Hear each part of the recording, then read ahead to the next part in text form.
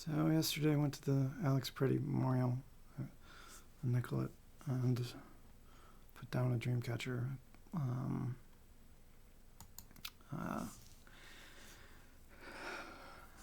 Initially it looked like this, and when I was still a nightmare catcher, I added blue just to make it more Minnesotan. I changed the pendant to make it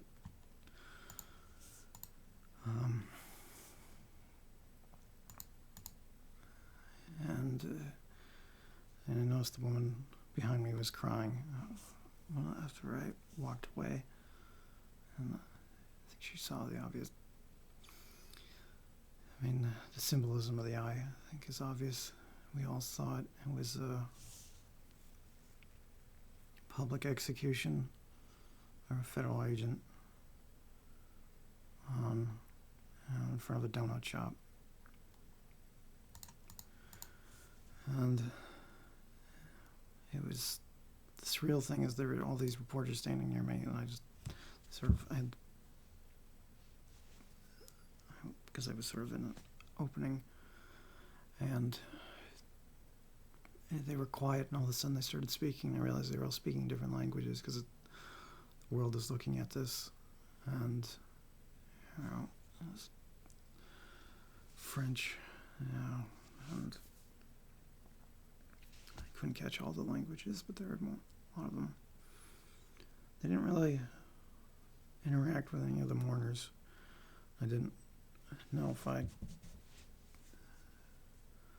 had things I could have said to them, things I wanted to say, things I wanted to scream, and there were, on the other end, there was a guy screaming, and it's watching,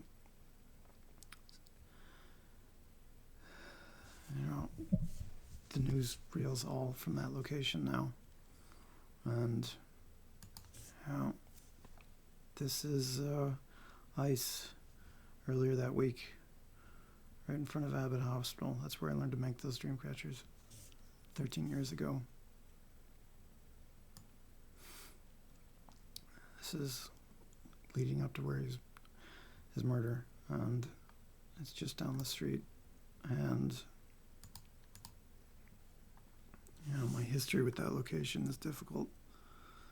One of the lowest points I had, I think, in the first 20 years was being a stumper. I had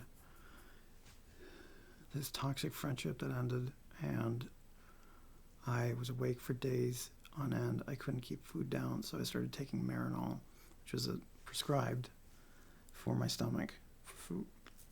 And it's a synthetic cannabinoid, so it has these psychoactive effects. And the problem was the medication was over a decade old. It's supposed to be refrigerated. It wasn't. And so it sort of poisoned me and put me in this sort of altered state. And I lost my phone in my apartment. My family was out of town. Father was gone. Mother was gone. I was awake for days, and then I just sort of realized what day it is, and I went to the only place somebody would recognize me, and it was there in the background. And I just sort of collapsed outside the restaurant. And I became a stumper, and the paramedics come, and they're sort of nudging me and trying to ascertain, preparing the Narcan, thinking that it's fentanyl, and I sort of explain what it was as best I could. And then, I went there to try to get admitted, but at the same time I was barely able to speak.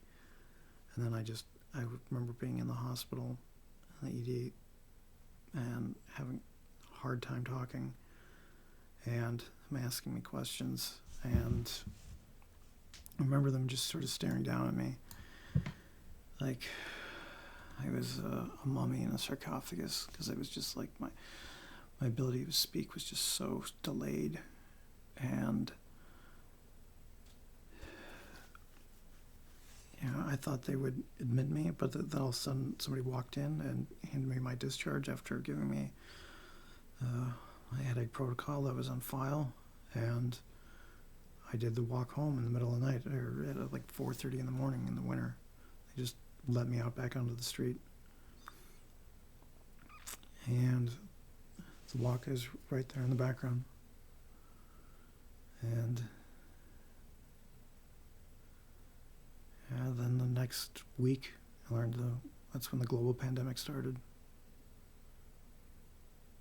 And then the neighborhood burned down. And now,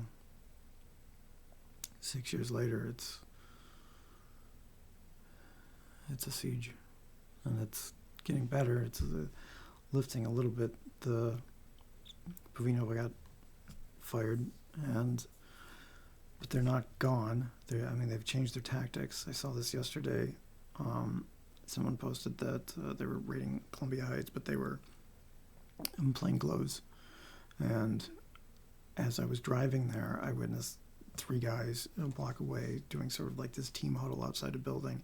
It looked very suspicious, just their body language, and only one of them had a balaclava on, and they had been planning an operation so they're still kidnapping people. They're just doing it more clandestinely. And